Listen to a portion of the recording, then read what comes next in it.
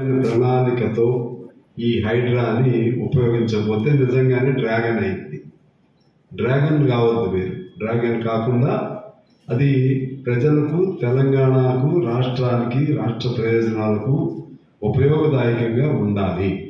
ఉండాలంటే ఏమిటి? మీకు ఉన్నటువంటి కాన్సెప్ట్ ఏమిటి? ఇప్పుడు నాగార్జునది ఓకే, దాన్ని డిమాలిష్ చేశారు. సో ఆయన కోర్టులో తేల్చుకుంటాడు. నాగార్జున లాంటి పెద్ద బిగ్ విగ్స్ అంటారు చూసారా, పెద్ద ఘరానా మనుషులైతే ఓకే, మీరు ఫైట్ చేసుకోండి, పర్వాలేదు. అటువంటి ఎవరు ఉన్నా కూర్చేయాల్సిందే. కానీ అతనిది తప్ప ఒప్ప నేను చెప్పను, కానీ నాగార్జున నాది రైట్ అంటున్నాడు, నేనేం తప్పు చేయలేదు అంటున్నాడు. Let him decide, let him take the course in to the కోర్టులు డిసైడ్ చేస్తాయి. ఒకవేళ ఆయన పడగొట్టినా ఇబ్బంది లేదు, ఎందుకనంటే మళ్ళీ కట్టుకోగలుగుతారు.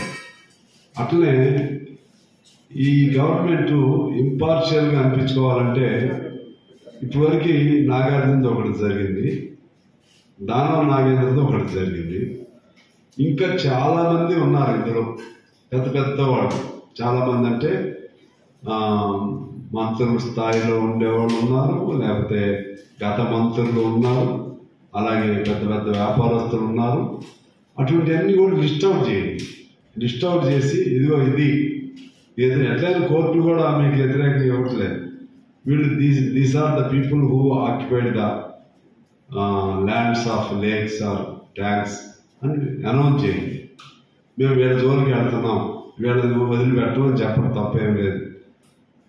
కానీ ఈ పేరుతో మీరు ఎవరి జోలికి వస్తారో తెలియక చిన్న వాళ్ళు భయపడిపోతున్నారు. అందువలన ఇప్పుడు in principle we welcome, so in practice we advise them to be careful. వాళ్ళని జాగ్రత్తగా ప్రభుత్వం ఉండాల్సిన అవసరం ఉంది. దీంతో పాటు ఇంకా చాలా చెరువుల కింద ఆక్రమణకు గురైన భూములే కాకుండా హైదరాబాదు విలువ కలిగినటువంటి నగరం అవటం వలన గత అనేక పర్యాయాలు అనేక ప్రాంతాల నుంచి అనేక పలుకుబడులు కలిగిన వాళ్ళు ఆయా ముఖ్యమంత్రుల కాలంలో, ఆయా ప్రభుత్వాల సమయంలో వాళ్ళ అండదండలతో బయట ప్రాంతాల నుంచి కూడా ఇక్కడికి వచ్చి ఇక్కడ వందల ఎకరాలని ఫామ్ హౌస్ల పేరుతోనూ ఇంకో పేరుతోనూ ఆక్రమణ చేసుకున్న వాళ్ళు ఉన్నారు. వాళ్ళ లిస్టులు బయట పెట్టాలి. వాళ్ళ లిస్టులు బయట పెడితే ఇప్పుడు ఓన్లీ ఇది ట్యాంక్స్కే పరిమితం అవుతుంది, చెరువులకి. దాంతోపాటు అసలు మొత్తం ఎంతమంది, అసలు ఎంత ఆక్రమణకు గురైంది, హైదరాబాద్ నగరంలో కబ్జాలకు గురైన భూమి ఎంత, అది దేవాలయం భూములు కానివ్వండి, వక్ఫ్ భూములు కానివ్వండి, లేకపోతే గత కాలంలో అమాయకంగా ఉన్నటువంటి వాళ్ళది ఇవన్నీ మార్చేసి ధరణి పేరుతో మింగేసిన భూములు కానివ్వండి, ధరణి పేరుతో కూడా చాలా మింగేశారు కదా, ఈ భూములు కానివ్వండి, మొత్తంగా ఒక వైట్ పేపర్ తీస్తే బాగుంటుంది అనేది మా అభిప్రాయం. అలా తీస్తే ఒక క్లారిటీ వస్తుంది, ఎవరు దొంగ, ఎవరు నిజాయితీ పరుడు, ఇవన్నీ కూడా క్లారిటీ వస్తుంది. ఆ విధంగా చేయటం ద్వారా ప్రజల్లో కూడా విశ్వాసం వస్తుంది. అలా చేయకపోతే అసలు గందరగోళంగా ఉంది. ఎవరు జోలికి వెళ్తారో తెలియదు, నెంబర్ 1. నెంబర్ 2, ఇక్కడ మీరు కూర్చే వాటిలోనూ, కూర్చాలనుకున్న వాటిలోనూ చిన్న వాళ్ళు ఉన్నారు, తర్వాత మధ్య తరగతి వర్గీయులు ఉన్నారు. చిన్నవాళ్ళు మేబీ వాళ్ళు ఆక్యుపై చేసుకుని ఉండొచ్చు, అంటే నివాసానికి. అటువంటి వాళ్ళైనా సరే మీరు ఆల్రెడీ 58, 59 జీవోలు తీసుకొచ్చారు. అటువంటి వాళ్ళకి మీరు పునరావాసం కల్పించకుండా వాళ్ళని తీసేయద్దు. It is our prime demand. అదే పద్ధతితో మధ్య తరగతి వర్గీయులు కొనుక్కున్నవి ఉంటే, వాళ్ళు కష్టార్జితంతో కొనుక్కున్నారు, వాళ్ళకి తెలవదు. అటువంటి వాళ్ళకి సంబంధించి ఆ భూముల పైన అసలు అమ్మిన వాడు ఎవడు ముందు he must be booked against his criminality. అదే పద్ధతిలో ఆయనతో పాటు అసలు పర్మిషన్స్ ఎవరు ఇచ్చారు? అప్పుడు బిల్డింగ్ డిపార్ట్మెంటా, మున్సిపల్ డిపార్ట్మెంటా, రెవెన్యూ డిపార్ట్మెంటా? అంటే అందరిని తీసుకురావాల్సిందే, అందరిని బుక్ చేయాల్సిందే. ఈ అమాయకుడిని కొనుక్కున్నాడు కాదు మనం, వీడిని కాదు మనం ఇబ్బంది పెట్టాల్సింది. వాళ్ళందరినీ బుక్ చేయాలి, ఇతనికి కాంపెన్సేషన్ ఇవ్వాలి, ఇంకో చోట చూపెట్టాలి. ఇది గవర్నమెంట్ నాకేం సంబంధం అంటే కుదరదు, గవర్నమెంట్ బాధ్యత ఇది. ఆ విధంగా అది రెండో అంశం. ఒకటి పేదవాడిని, రెండోది కొనుక్కున్నవాడిని చేయాలి, వాళ్ళిద్దరిని కాపాడవలసిన బాధ్యత ఈ ప్రభుత్వాలు. మూడోది ఏంటంటే కొన్ని చెరువులు పనికిరావు. దానిలో ఇప్పుడు మా దగ్గర నాగార్జున సాగర్ ప్రాజెక్ట్ భూములని ఉంటాయి, అటు ఇటు మొత్తం అయిపోయింది. అంటే బిగినింగ్లో ఎండింగ్లో ఇది పారుదారు ఉండదు, ఓన్లీ మధ్యలో వేసుకున్నట్టు లేపుతున్నారు అనుకోండి, దానివల్ల ఉపయోగం ఉండదు. దాన్ని ఏదో రెగ్యులైజ్ చేయాలి. దానివలన ఆ నాగార్జున సాగర్ ప్రాజెక్టు కానీ లేకపోతే చెరువులు కానీ తిరిగి పునరుద్ధరణకి అవకాశం ఉంటే ఖచ్చితంగా తీసేయాలి. పునరుద్ధరణకి అవకాశం ఉన్నప్పుడు తీసేస్తే అయితే వాళ్ళకి ఇప్పుడు నేను చెప్పినట్లుగా ప్రాధాన్యతను అనుసరించి వాళ్ళకి ఏర్పాటు చేయాలి. ఈ నాలుగో అంశం ఏంటంటే అవి చెరువులుగా ఉపయోగపడతాయి అనుకుంటే తీసేసి ఇంకో చోట కట్టేయండి.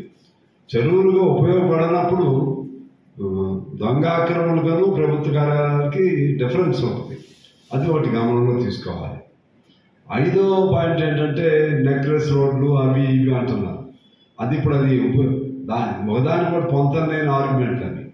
ఇప్పుడు నువ్వు దొంగ అని చెప్పి నీ దొంగ సొమ్ము లాక్కోవాలంటే నేనే కాదు దొంగ, వాడు కూడా దొంగ అన్నట్లు చెప్తున్నారు. అది రోడ్డు ప్రజలు వాడుకుంటున్నారు. దానివల్ల చెరువుకి ఏదన్నా ఇబ్బంది అయినా సరే ప్రత్యామ్నాయం చూడాల్సిన దగ్గర అటువంటి వాటి జోలికి వెళ్ళదు. బిల్డింగ్లు ఏమైనా ఉంటే మాత్రం తీసి మళ్ళీ ఇంకో చోట కట్టుకోవాలి ప్రభుత్వం. ఇదే సమయంలో అనేక రకాల వాదనలు వినిపిస్తున్నాయి. ఒకళ్ళు మీరు పాత సిటీ వైపు వెళ్ళండి దమ్ముంటే అని, ఇంకోళ్ళు ఇంకో రకంగా డైవర్ట్ చేస్తున్నారు. నేను అనేది ఏంటంటే చట్టం ముందు అందరూ సమానమే. గవర్నమెంట్గా నేను అనుకుంటున్నా ధైర్యంగానే పోతారనుకుంటున్నాను. ఏ ఒక్కరిని స్పేర్ చేసినా నువ్వు చేసిన మంచి అంతా పోయింది. రేవంత్ రెడ్డి గారికి నేను సలహా ఇస్తున్నా, నువ్వు 99 మంచి చేయి, ఏ ఒక్కటి స్పేర్ చేసినా అది ఎవరినైనా కానీ పోయింది. అందువలన ఇవాళ నేను ఇంతకుముందే చెప్పినట్టుగా అదంతా ఒక పద్ధతిలో ఎవరెవరి ఆక్రమణకు గురై ఉన్నాయో ముందు ఒకటి వైట్ పేపర్ రిలీజ్ చేయండి. చేసినప్పుడు ప్రజలకు విశ్వాసం వస్తుంది, వీళ్ళు కూడా తీసేస్తారు అవి కూడా.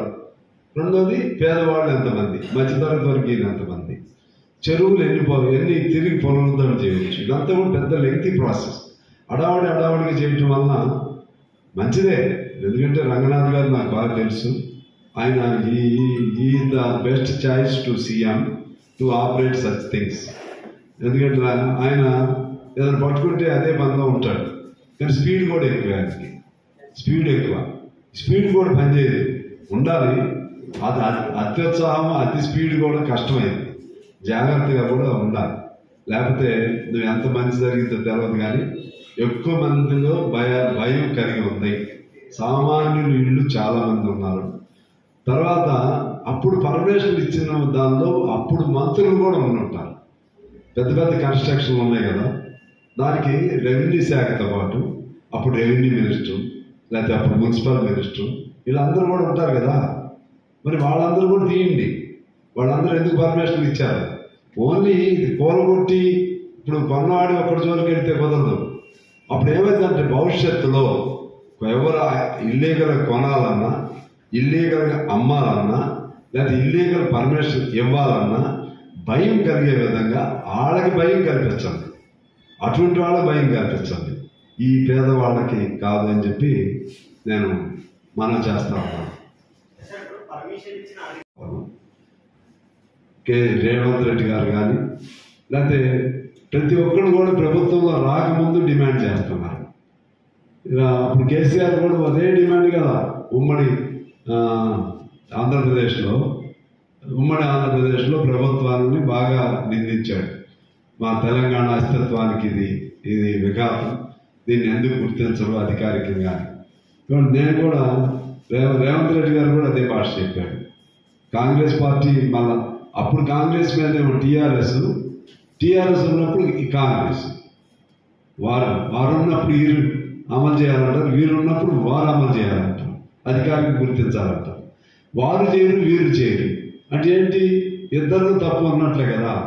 అందుకే మేము నిజమైన వారసులు ఎవరైతే ఆ పోరాటానికి మేము కమ్యూనిస్టులు, మేమంటే ఆ త్యాగాలు మేము చేయకపోయినా మా పెద్దలు చేసిన త్యాగాల ఫలితమే 4,500 మంది మరణించారు ఆ పోరాటంలో.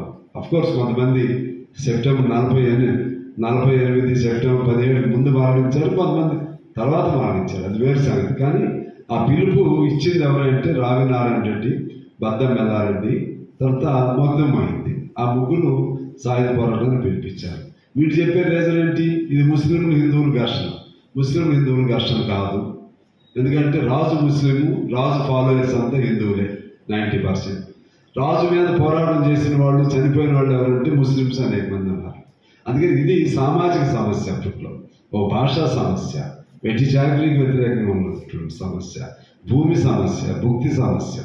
అందువలన ఇది ఆ పేరు చెప్పి భయపడుతూ ముస్లిమ్స్ కూడా వ్యతిరేకించరు నాకు తెలిసి. ఇది ఒక ముస్లింలకు వ్యతిరేకంగా అని అంటే తప్పైంది. ముస్లింలకు వ్యతిరేకం కాదు కదా. భూస్వామ్య వ్యవస్థ పైన తిరుగుబాటు భారతదేశంలో ఉన్న అన్ని సంస్థానాల్లో కూడా అగ్రగామి పోరాటం ఇక్కడ జరిగింది. అందువలన దాన్ని ఖచ్చితంగా గుర్తించాలని మేము ప్రభుత్వాన్ని డిమాండ్ చేస్తూ, అదే పద్ధతుల్లో ఇంకా ప్రభుత్వం అనేక వాగ్దానాలు చేసింది. ఆ వాగ్దానాలను క్రమ పద్ధతుల్లో చిన్నగా దాన్ని ఒక ఆర్డర్లీకి పెట్టుకుని ఆ వాగ్దానాలన్నింటినీ కూడా పరిష్కారం చేయవలసిన బాధ్యత ఉందని తెలియజేస్తూ, ఆ పద్ధతుల్లోనే ఇంతకుముందు నేను చెప్పినట్లుగా ఈ హైడ్రాకు సంబంధించి లిస్ట్ అవుట్ మాత్రం ఇమీడియట్ చేయాలి. అందులో ఎంత పెద్దలైన ఉన్నాయి, పాత బస్తీ పెద్దలు ఉన్నాయి, లేకపోతే ఇంకా ఓవైసీలు ఉన్నాయి, లేకపోతే ఇంకా సినిమా యాక్టర్లు ఉన్నది, ఎవరైనా ఉంది. దాని మీద మీరు ఒక క్లియర్ కట్గా గ్యారంటీతో, ఒక క్లారిటీతో రావాలి. అదే సమయంలో పేదవాళ్ళకి భరోసా ఇవ్వాలని కోరుతూ మీ అందరికీ నమస్కారం. కవిత తప్పు చేసిందో ఒప్పు చేసిందో that is to be decided in the courts. పొలిటికల్గా కలర్ ఇవ్వాలంటే నీకు కేసీఆర్ మీద ఫైట్ చేసుకోండి, కేటీఆర్ మీద ఫైట్ చేసుకోండి. అవునన్నా కాదన్నా ఒక ఆడపిల్ల అమ్మాయి సరే తప్పు జరిగితే let courts decide. Already court has given a verdict releasing her on bail. దానికి సంబంధించి బీజేపీ బీఆర్ఎస్ కలిసిపోతున్నాయని ఒకడు అంటాడు, ఒకడేమో కాంగ్రెస్ బీఆర్ఎస్ఏ కలిసిపోతుందని ఒకడు అంటాడు. అసలు ఏమైనా సందర్భం ఉందా లేదా? అసలు వాళ్ళు మాట్లాడేదానికి రిలేటెడ్గా ఏమైనా ఉందా? రాజకీయాల కోసం మాట్లాడటం వలన అది కరెక్ట్ కాదు. ఇవాళ కోర్టు కూడా 45(1) దాన్ని కోర్టు చేసింది. 45(1) అంటే ఏంటి? మహిళల్లో దుర్బలం అంటే దాన్ని ఏమంటారు, లింగ్విస్టిక్ ఏమన్నా మహిళలకు సంబంధించి చట్టంలో ఒక బలహీనమైనటువంటి ఫీమేల్ ఒక బలహీనమైనటువంటి వాళ్ళుగా సమాజం గుర్తించింది. బలహీనం అంటే శారీరకంగా కానివ్వండి, తరతరాలుగా just like we recognise Dalit people as backward. మహిళలకి కొన్ని ప్రొటెక్షన్స్ ఉన్నాయి. ఆ కండిషన్స్ కూడా సుప్రీంకోర్టు, హైకోర్టు అది చల్లదంటే సుప్రీంకోర్టు దాన్ని తప్పు పట్టింది. అర్థమవుతుంది కదా. అందుకని అమ్మాయి ఆఫ్టర్ ఆల్ ఒక మదర్, ఒక ఆడపిల్ల, అంత కక్ష నువ్వు చట్టం నేనేం తప్పు పట్టను. అసలు వెంటబడి వేధింపులు గురి చేయకూడదు అనేది నా అభిప్రాయం, నా బలమైన అభిప్రాయం. అది ఆ తప్పుల జోలికి నేను వెళ్ళను. నీ రాజకీయం ఉంటే రాజకీయంగా ఆడుకోండి, కేసీఆర్ మీద ఆడుకో, లేదా కేసీఆర్ వాళ్ళు వీళ్ళు ఆడుకోండి. ఇది నెంబర్ 2. నెంబర్ 3, ఈ రుణమాఫీకి సంబంధించి గవర్నమెంట్లో క్లారిటీ లేదు, అసలు క్లారిటీ లేదు. 31,000 కోట్ల లేకుంటే 40,000 కోట్ల, అప్పుడెంత ఇప్పుడెంత? నేను అంటాను గవర్నమెంట్కి ఇబ్బందులు ఉన్నాయి, నో డౌట్. ఎందుకంటే మేము అనౌన్స్ చేశాం, ఇది ఎంత వచ్చింది, ఇంతవరకు ఇచ్చేసాం, రిమైనింగ్ ఇస్తాం, లెక్క ఉంది, తెయ్యాలి మేము. దానికి రేషన్ కార్డు లేకపోతే కిసాన్ అనేది సమ్మాన్, అక్కడ లోన్ వచ్చి అక్కడ వాడు రైతు బంధు లాంటిది అక్కడ అప్లై అయితే ఇవ్వం. ఇవన్నీ అనవసరం మాటలు. వన్స్ వాడు అప్పు తీసుకుంటే ప్రభుత్వ ఉద్యోగులకి ఇవ్వమంటారు. ప్రభుత్వ ఉద్యోగం అంటే చిన్న ఉద్యోగస్తులు ఉంటారు, 3 ఎకరాలు 4 ఎకరాలు, లేకపోతే చిన్న ఉద్యోగం, వాడికి కూడా ఏదో పేరు చెప్పి ఇవ్వమంటే అట్లా. మీరు అనౌన్స్ చేశారు కాబట్టి ఇవ్వాల్సిందే. ఖచ్చితంగా ఇవ్వకపోతే రైతుల ఆందోళన వస్తుంది. కాబట్టి రైతుల ఆందోళన వచ్చినప్పుడు మనం ఎవరేం చేయలేరు. అందువల్ల మీకే ఐ అగ్రి, మీకు ఫైనాన్షియల్ క్రైసిస్ ఉంది. ఆ పాత ప్రభుత్వం చేసినటువంటి అప్పులు అవన్నీ అలా ఉన్నాయి. దాన్ని మీరు అయినా అనౌన్స్ చేశారు కాబట్టి దీని మీద మీకు ఈ క్లారిటీ ఉంది. మేము ఇది ఎంత మేరకు తీర్చాం. త్వరితగతిన నేను తుమ్మల గారు ఏదో చెప్పినట్లున్నాడు. ఇంకా అందరూ అదే మంత్రులు అదే ఒక ప్రభుత్వంగా నిర్ణయం చేయండి. మంత్రివర్గం సమిష్టిగా నిర్ణయం చేయండి. మంత్రివర్గం సమిష్టి నిర్ణయం చేసి ప్రకటన చేస్తే అప్పుడు మంత్రివర్గం తరఫున వ్యవసాయ శాఖ మంత్రి చేస్తారు, ఎవరో చేయండి. అలా కాకపోతే భిన్నమైన వాదనలు వినిపిస్తున్నాయి, భిన్నమైన వాదనలు కన్ఫ్యూజింగ్గా ఉన్నాయి. అలా చేయొద్దని మేము యాజ్ ఏ ఫ్రెండ్లీ పార్టీని సజెస్ట్ చేస్తున్నాం. అలా చేయటం వల్ల మీకు నష్టం వస్తుంది. అది 3వ పాయింట్. ఇక 4కు సంబంధించి రేపు సెప్టెంబర్ 17న తెలంగాణ